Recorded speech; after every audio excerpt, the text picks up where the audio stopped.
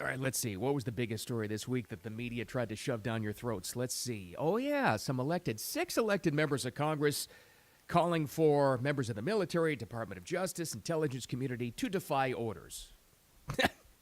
No big deal. All right.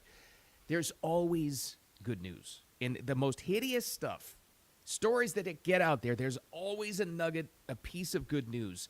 I wouldn't have said that maybe 10 years ago, but what's different?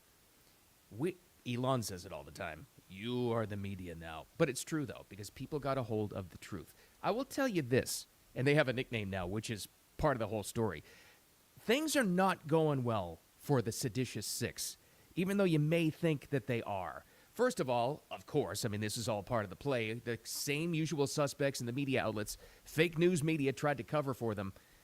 Even they're starting to, lose their interest in covering for the Seditious Six. But here's the big thing. They're losing the narrative on social media, which is great. All right, I'll tell you what that's all about here in a second, as well as, the commie mayor of New York City, incoming, not yet, he's not sworn in yet. He gets a meeting at the White House today. Who requested it, though? Was it Mamdani or was it Trump? Either way, this is the stuff that Trump absolutely loves. We'll never get the full deal. Maybe somebody will write a book about it later. I would love to be a fly on the wall for this particular meeting. I mean, Trump loves to get people one-on-one. He will negotiate and sit down with anybody because you know what he's about. He's convinced he can talk common sense into anybody. So we'll see how that goes. And one more of the Thanksgiving tip stories. This is all part of the fake media, too. Please stop listening to Thanksgiving advice stories, please. I want to expose another one where it has the best homes for hosting Thanksgiving. Because if you are hosting, this is the day. You know, we're within the red zone area now of Thanksgiving itself. This is when you're finalizing your plans, who's coming to dinner and what you're making. So we'll get to that as well. All right, let's get right to it. Where do we start? Well, let's start with the story. You remember these dirtbags, don't you? And they have a nickname now. And keep it going. It's starting to trend. This is how it starts. This is what changes the narrative and persuasion. The Seditious Six. For review, here was the video released 2 days ago now. Here we go. Laws are clear. You can refuse illegal orders. You can refuse illegal orders. You must refuse illegal orders. No one has to carry out orders that violate the law or our Constitution. We know this is hard. And that it's a difficult time to be a public servant. But whether you're serving in the CIA, The Army, Our Navy, the Air Force, Your vigilance is critical. and know that we have your back. because now, more than They don't have your back. It did a whole diatribe on that whole thing. You'd be the first one to get screwed over by these people. You try to knock on their door or call their office. If you defied an order and got in trouble, there is no possible way they would help you out. But that was the video that caused the firestorm. Now, of course, the media tried to cover for the Seditious Six, and they tried to play victim.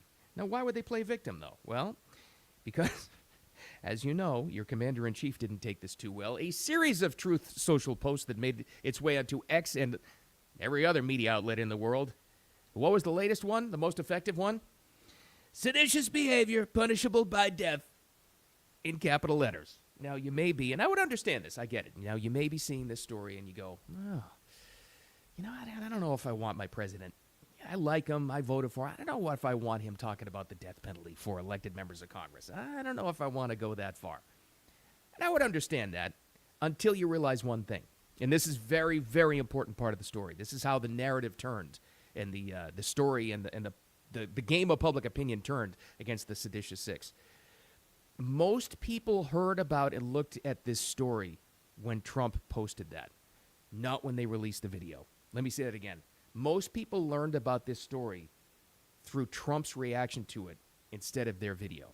That's how they work. He is that much more influential than any of these people, even though it was a story. Now, you may have heard about this 2 days ago because you're very well informed. You're not most people. You're just not.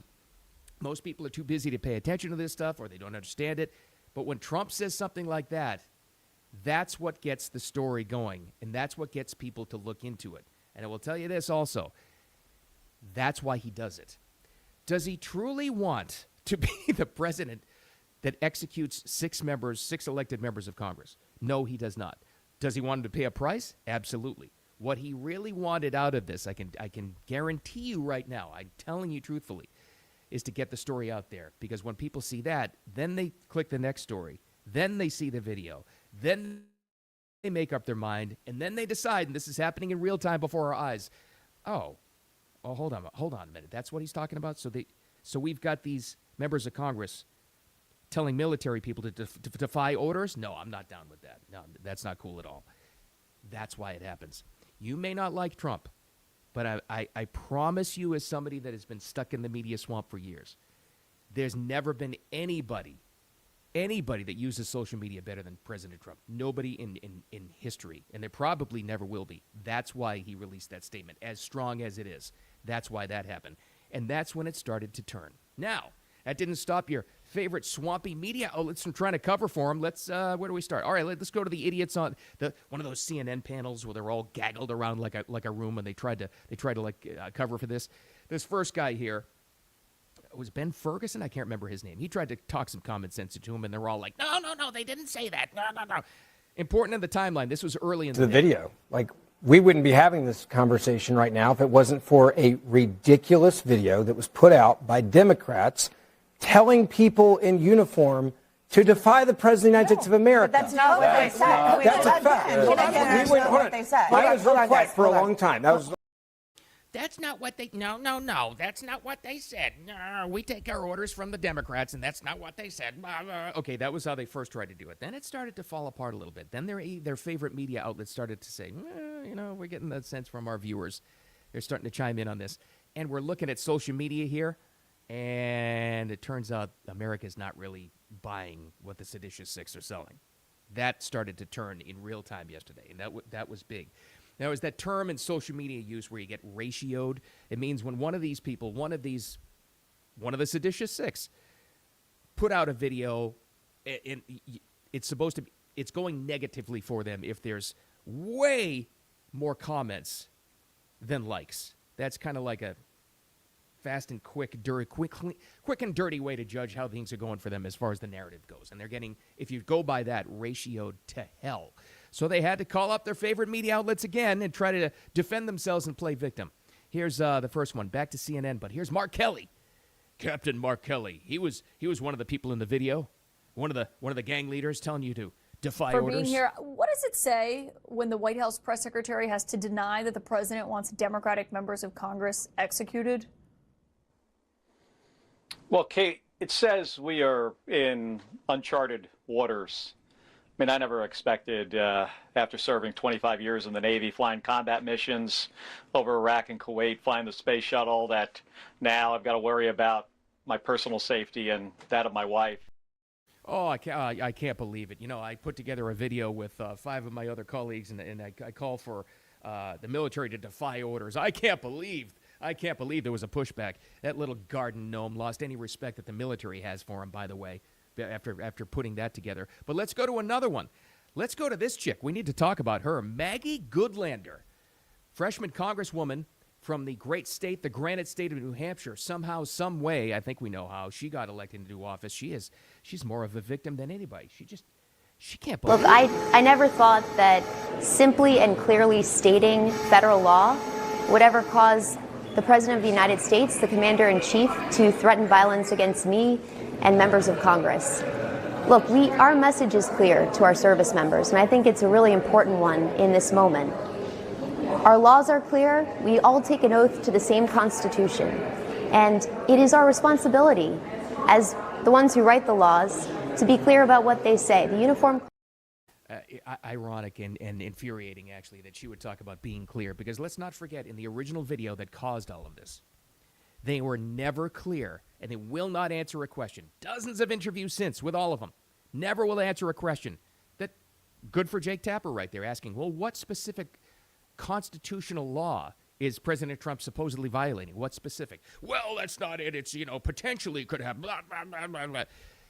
They're full of shit. I mean, you know this already. But again, the important message is it's falling apart for them.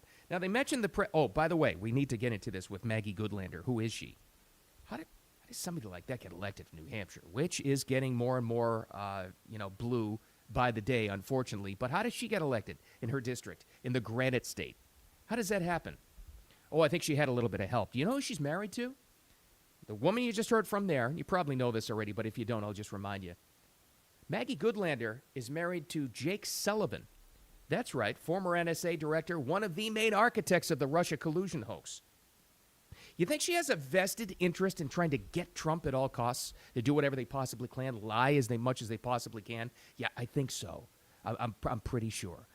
This is beyond just swamp monsters. This is the, crooked politicians who have incredible stock portfolios because they have inside knowledge, or creating NGOs and skimming off the top, or just doing nothing and collecting their salaries, doing that. No, this is way, way beyond that. This is the ingrained, corrupt, I'll say it again, seditious element that lives in the swamp. This isn't the swamp of D.C. This is the sewer, is what exists there, and she's one of them. That's exactly what this is. But again, I'm going to keep reminding you, there's good news.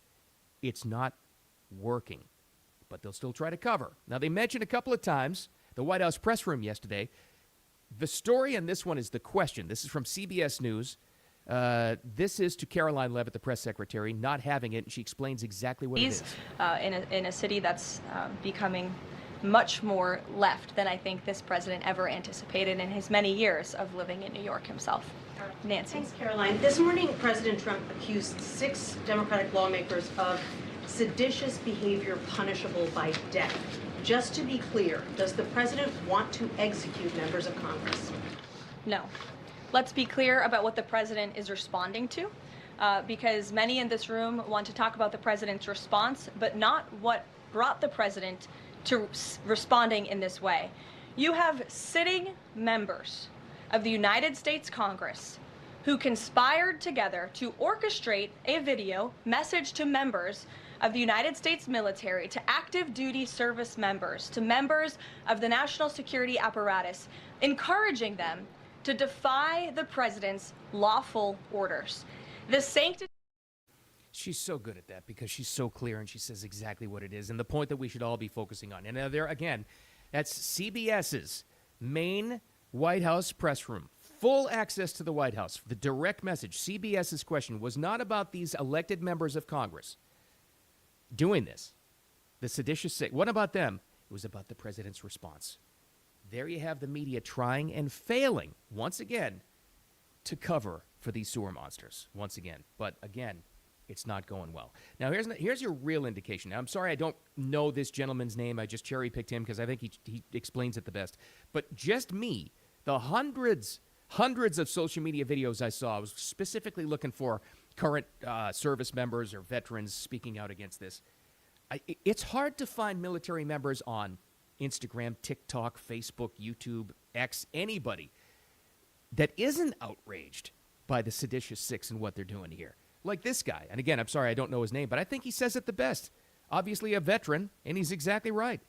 This is how you really know that whatever game they're trying to play here, this desperate game to turn our wonderful military members against this White House isn't working. We've crossed a line in this country that cannot be ignored.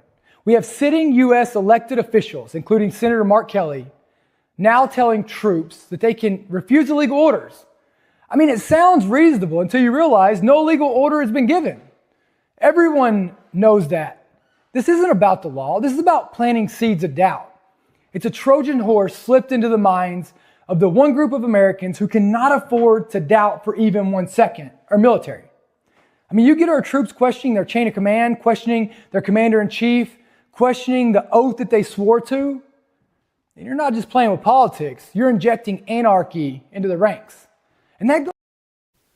Again, I literally, no lies, saw hundreds of videos just like that. He was the most eloquent, though. I don't know who that guy is, but I thought he was the best. I thought that was fantastic. But it's true. It's not working. They're not buying it, and nobody is. I mean, saw one theory that, why did they do this in general? Well, I think it's pure desperation. Saw one theory, though, that said, this is the only thing that knocked the Epstein thing off the headlines, off the front page. Interesting point, because that was another fail. That was another backfire for the Democrats that they tried. I don't know. But again, focus on the good news. As desperate, as seditious, as horrible as what the seditious six tried to do, it's not working. That should make you feel better. All right, let's move on to something else. Also at the White House, a lot of politics today. Sorry, but this is an important one. I think this is great. You know who's coming to the White House today? Big meeting. Zoran Mamdani, the communists. And by the way, don't let anybody tell you he's not a communist at the Thanksgiving dinner table. He's not a communist. He's a democratic socialist. No. He wants to control the means of production. That's one of his statements. That is communism. Don't fall for that crap. Just don't put up with it. Anyway, he comes to the White House today to talk to Big Daddy Trump. Now, I love this because it's not just, you could look at it this way and then, oh, this guy has the president's ear already. I hate this. Just try to ignore him. Well, you can't. It's the biggest city in the media capital of the world, and it's our biggest city in our country right now. You've got to try to find out what this guy's all about. And I would have been really nervous if the president was Biden or Clinton or Obama talking to this guy, but it's Trump. Trump loves to sit down with anybody, as you well know, because I think he's convinced he can talk common sense into anybody. I would love to be a fly on the wall, but it's something like that. Anyway, you know who knows that better than anybody? His son, Eric Trump.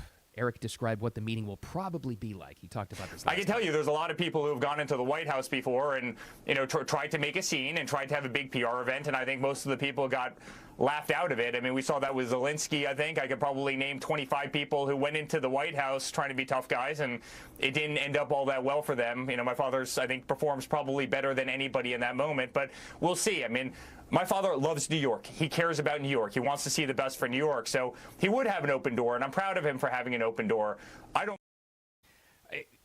God, this is going to be good. God, if there was just a fly in the wall. Maybe somebody will write a book about this particular meeting someday. They'll do the media portion where they're both nice and Trump is nice to him, but behind closed doors, what is Trump going to say?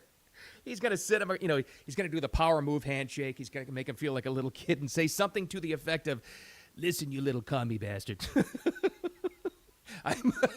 I'm a native New Yorker. If you screw up my city, I will throw you off the roof. I don't know, but it won't be nice. I would tend to imagine. And he's going to tell him directly, if you let crime spin out of control in New York City, he's going to have the feds there in a heartbeat, most likely. Now, a little bit more on Eric Trump, why I played that clip rather than the press secretary talking about the meeting or Trump itself. Back when I was doing local yokel radio in the 3 campaigns, they would send out, members of the Trump team. They would always send out Eric to do radio interviews, which was great. I interviewed him no less than like 4 times, I think. And he was always great. But he would have these little revealing moments where we'd talk about his dad, because who would know better? And I think we asked him one day, it's like, with all the things they say about Trump in the media, your dad in the media, like, does this, I know he's tough, he's got a thick skin, does any of this ever get to him? And he goes, he loves it. He absolutely loves the negative press he gets. He loves it. He feeds off it. He thrives off it. And he goes, and he said this to us one day. And if you notice, anytime where he's really getting blasted in the media, especially during a campaign, he's more energized the next day. He loves it. And he was the one also where I got that from, where it was Eric Trump that told me, my dad is convinced that he can talk common sense into anybody. This is why he will sit down. He wants to get face to face with whoever it is because he thinks he can win a negotiation. Art of the Deal, it was in the book years ago, with anybody. So if you're a little bit worried about what's happening in America's biggest city, we've got a communist mayor coming in, and he is a communist. Probably not going to be too bad at all because Trump's going to settle him down. We'll see. I hope anyway. Let's see. All right. It's Friday before Thanksgiving. You got a weekend. If you're hosting, this is the day you're probably putting together your finalized plans. All right. Who exactly is coming? Who's coming to the house? What exactly we're making? How much room am I going to have at the table? So you tend to pay attention to stories like this. They're everywhere. But I'm gonna beg you to stop paying attention to stories like this. Now, this is another form, the light and fluffy media, the lifestyle media, that's also crap. That's also fake news, okay? Because there's no less than hundreds of articles like this out there, and they all kind of like copy each other. Hosting Thanksgiving, here's the top 5 things that make your home perfect. Oh, God. First of all, who is this from? Oh, Realtor.com. See, this is what happens. These organizations pay for a study, and then they get their articles out there, and anyway. A big kitchen, big living room, big dining room, at least one extra bathroom, outdoor space. Here's why I want you to ignore stories like this. Thanksgiving is about being grateful no matter what you have. If you're in a one-bedroom apartment, or you're renting a room somewhere, or you have nothing and you still want to get together with family and friends, that's awesome too. don't let these stupid media outlets define exactly what your Thanksgiving should be all about. We'll have more of these stories, I'm sure, coming out next week because they're all like dumb. But anyway, Thanksgiving is awesome. Can't wait for it. And so is the weekend, and you're there. I'm out of material. You got to get ready for your Thanksgiving and weekend plans. Maybe watching some football this weekend, whatever it is. Thanks for finding me, as always. Remember, here's the big takeaway today. No matter what the media is trying to sell you about the Seditious Six, trying to cover for them, it's not working. And that's great, great news. It probably would have in past days. Not anymore. Anyway, that's the big takeaway. Enjoy your weekend. Thanks for finding me, as always, on the replay on all of the channels, on X and on YouTube and on Facebook. Audio podcast only, wherever you like to get those, whatever platform. Follow along. Oh, and X, by the way, put notifications on when you follow me, would you? Appreciate you. So you know when we're going live and we have some more content coming out there. Have a great, wicked, awesome weekend. I'll talk to you Monday.